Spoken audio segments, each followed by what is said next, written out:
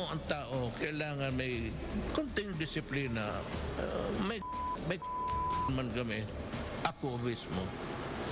Pero may limit ako may boundary ako. I do not cross it. But there are things which I do because I have to do it. Nobody else would do it for us. Kaya sabi ko, itong mga drogista, you know, you destroy my country with you flood the community with itong mga shabu. Shabu yan, cocaine para na yan sa mga mayaman. But in the process, you destroy my country. And you destroy the youth of my land. And they are the fathers and mothers of tomorrow. Ngayon, sirain mo ang bayan ko, talagang papatayin kita. Walang ano yan. Pero ang sinabi ko, go after yung shabu. At, the police. Kung lumaban, mamamatay ka talaga. Alang-alang naman yung pulis ang magpakamatay. And yet, I have lost many policemen in the line of duty of killing, of being killed, rather, by itong mga lumaban. Yung human rights na yan, hindi ko pinapansin because I do not recognize them.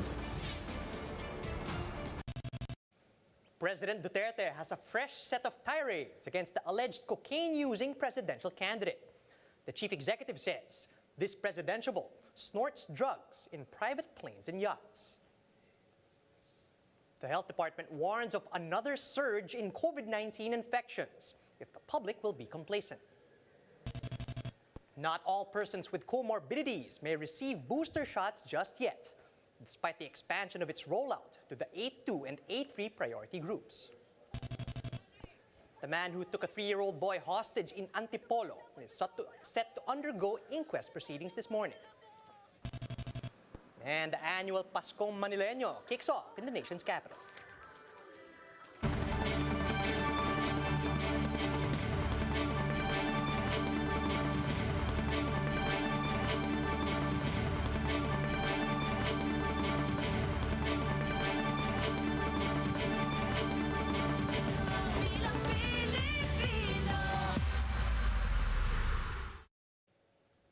Fast, focused, and fearless. Here's everything you need to know as you jumpstart your day. I'm Charles Lejano. President Duterte claims that the cocaine-using presidential bet eludes arrest because he does his illegal acts in private yachts and planes. Duterte made the statement following criticisms that his drug war was ineffective, since a politician known to him to be a drug user is now running free. Sabi ng polis, bakit hindi natin hinuli? Bakit hindi mo hinuli, Presidente? Hindi mo alam ang mga mayaman. They go on yate, or in the air. Doon yan sila magsop-sop ng nila. Hindi ako nag-ano. Pero kung maniwala kayo, total, marami mga mayaman tanong ninyo, then, if you do not believe it, well, leave it that way. Basta sinabi ko, do not, let it not be said later on that I did not tell you. Meanwhile, presidential aspirant Ping Lacson and his running mate Tito Soto were tested for drugs on Monday.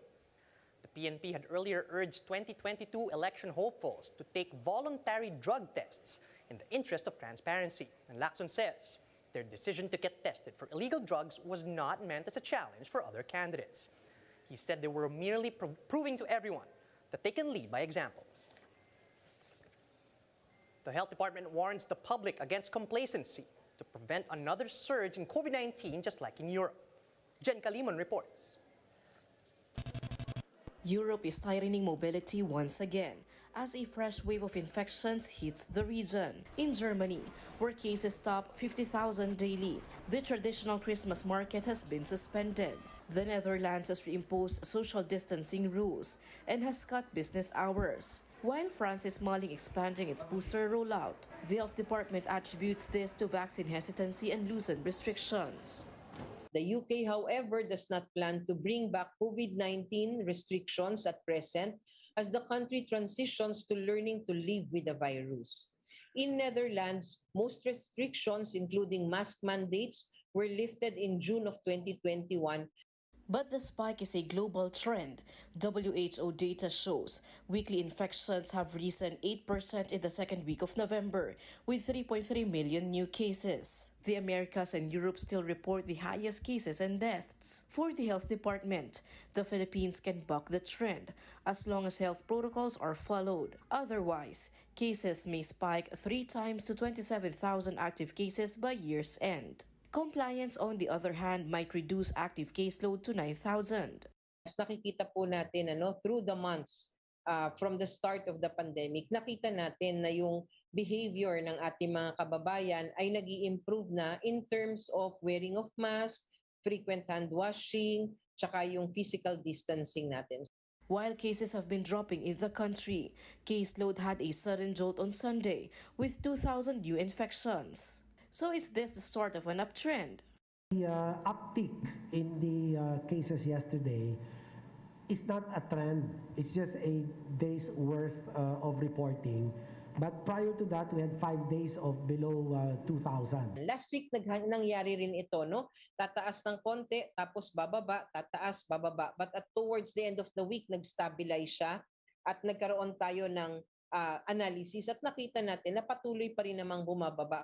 According to the Octa Research Group, a ramped-up vaccination drive coupled with compliance to health protocols might lead to just 500 daily cases by December. Reporting for News 5, Jen Kalimon, We Are One News. Amid the small uptick in COVID-19 cases in the country in the past week, the health department believes that the country could still prevent a surge. Speaking on the big story, Health Undersecretary Leopoldo Vega said continued vaccinations and observance of health protocols will improve the country's community protection. Vega also pointed out that there has been lesser adherence to minimum public health standards abroad compared to the Philippines. But I guess that if we continue with our vaccination as a preventive aspect for the transmission and prevention of this disease, together with our minimum public health standards, I think we will be able to pave the way for a better and healthy outcome for the community. The government has expanded the rollout of booster shots to the A2 and A3 priority groups. However, not all persons with comorbidities may receive the booster just yet. Mobile journalist Jacob Lazaro gives us the front seat to the story.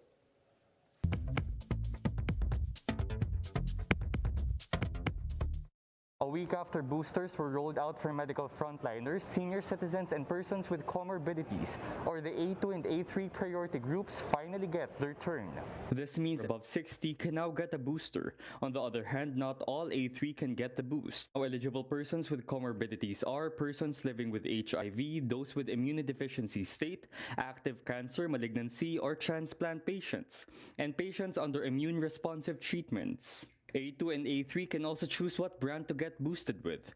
Vaccine expert panel head Dr. Nino Gloriani, for example, chose Sinovac as her third dose, the same brand as her primary series. This is called homologous boosting. I have contraindications to the heterologous vaccines like may iniinom akong gamot na pwede ako mag-blood clot. Dr. Gloriani said heterologous or different brand boosting can have higher chances of adverse effects, but these are only temporary and mild to moderate. Dr. Gloriani advised that those who have diabetes, heart problems, or taking any medications that can cause blood clot to go with homologous or same brand boosting. Dr. Jaime Montoya of the DOST, on the other hand, chose heterologous boosting. There is increasing evidence to show that it is beneficial also to use a different platform from the previous one that was given to you. But his primary doses were Sinovac. But health experts stress that it's a case-to-case basis. With a steady increase of vaccination rates, the health department hopes this will further improve our numbers. We are all hopeful that the deaths will continue to go down, and the active cases also, based on the faster projection, bababa ito by December 15. Galvez said the rest of the A3 group can receive the boosters next week. The government plans to finish boosting 1.6 million medical frontliners by the end of November. Galvez said the economic frontliners and government employees fully vaccinated by July and December could receive the boosters by January in 2022. And sometime in the first quarter next year, boosters will be available for the general population. Mobile journalist Jacob Lazaro, We Are One News. Vaccine expert panel head Dr. Nina Gloriani explains that the booster shot is given to those with low immune response to the first 2 COVID-19 doses.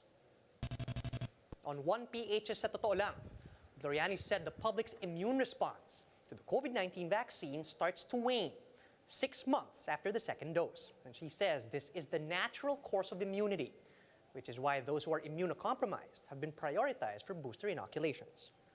Gloriani adds that the longer interval between the second dose and third dose results in higher immunoboosting. Kasi nagwe-wane yung immunity. Alam nyo, hindi lang sa COVID. Yung mga bakuna natin before, hepatitis A, hepatitis B, tetanus, lahat yan after some pwedeng months, pwedeng years, yung iba more usually years, no? Bumababa talaga yung immunity. Ganun yung natural course nito, itong immunity natin. The suspect who took 2 minors as hostages in Antipolo will undergo inquest proceedings this morning. But what drove the man to resort to such extreme measures? Camille Samonte tells us in this report.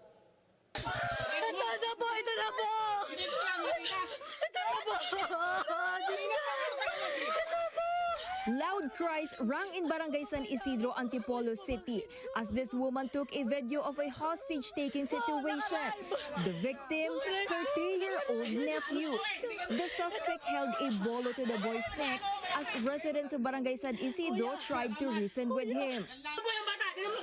Ito po naka-live! Ano po tumatawag? Ng chairman! Sa akin! The suspect was identified as Rowan Joquino, also a resident of the area. Once Joquino calmed down, he released the minor hostage and put away his bolo. The child's uncle then pulled the hostage taker down and held him on the ground with the help of their neighbors. They tied him up and hit his face several times while waiting for the police to show up.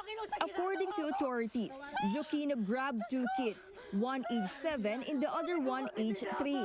But the older kid was able to free himself from Joquino's grip. That's when the hostage taker started making threats to the life of the 3-year-old boy. He instructed the child's parents to call the police and broadcast the situation via Facebook Live. Parang desperate na siya, ma'am eh. Parang sabi niya accordingly gusto niya nang mamatay. Kaya nagawa niya 'yon para wakasan na ang kanyang buhay. Kaya nga tinatanong namin bakit kailangan pang idama yung bata. Talagang gusto niya magpa-Facebook Live para para mapansin siya ng family niya. Oo, kasi hiwalay daw siya sa asawa, pati yung anak. And then mag-isa na lang siya doon sa pinag-i-stay niya sa San Isidro na nawalan pa siya ng trabaho. Wala pa siyang pambayad din sa upa niya. So parang naging, sabi niya, desperate, out of desperation. Joquino apologized to the family of his hostage and insisted that he never meant to harm the child. Pasensya po sa nanay ng bata dahil nagawa ko po yun. Gawa po ng 3 araw na po akong nakakulong sa bahay. Wala po akong intention patayin yung bata kasi saglit lang po yun, ma'am eh. Tsaka yung kutsilyo, ma'am, dinidiinan ko pa nga eh para hindi bumaon. The police confirmed that the boy did not incur any injuries. They also said it's good that the woman was able to respond quickly to document the hostage-taking in video. So dito po natin ma-realize na ang importansya ng teknolohiya pagdating sa crime reporting. Pero kung atin pong nadadocument ang isang crime real time habang nangyayari, mabilis po nating na-inform yung mga otoridad na kailangan mag-responde at this particular date, time, at this particular place kasi nangyayari. Jokino will undergo inquest proceedings this morning and will undergo a drug test after supposedly admitting that he uses shabu. An attempted homicide case will be filed against him. The victims, meanwhile, will undergo debriefing and counseling at the DSWD. For News 5, Camille Samonte, We Are One News. In other news, the Christmas spirit has definitely arrived in the city of Manila. Ornaments of red and gold glistened at the annual Paskong Manileño Christmas lighting held last night. Officials who graced the event were Manila Mayor Isko Moreno and Vice Mayor Hani Lacuna, joined by Vice Presidential candidate Willie Ong and Senatorial aspirant Samira Guto. A band played as music as the giant Christmas tree, designed by Norman Francis Blanco, was lit. Manila residents and even non-residents witnessed this year's Christmas lighting with hopes for better holidays as the pandemic situation improves. Kasi ay maluluwag na rin at maayos na rin ang patakaran niya, Mayor Isko. Kasi po last year, di ba, pandemic. So, di tayo nakapaglabas ng bahay. Tapos kapag Pasko, di tayo nakapagpamasyal sa mga, kapamilya. Tapos ngayon, medyo maluwag na po yung protocol. So, makapagpamasyal po tayo sa ating mga pamilya. And that's how the day is shaping up to be. Join us again later at 9 a.m. as we monitor the day's biggest stories from sunrise to sundown. You can also catch One News on Signal Play. Just register for a free account at www.signalplay.com so you can stream One News live anytime, anywhere. I'm Charles Lejano. Mask on, wash hands, and stay safe, Philippines. We are One News.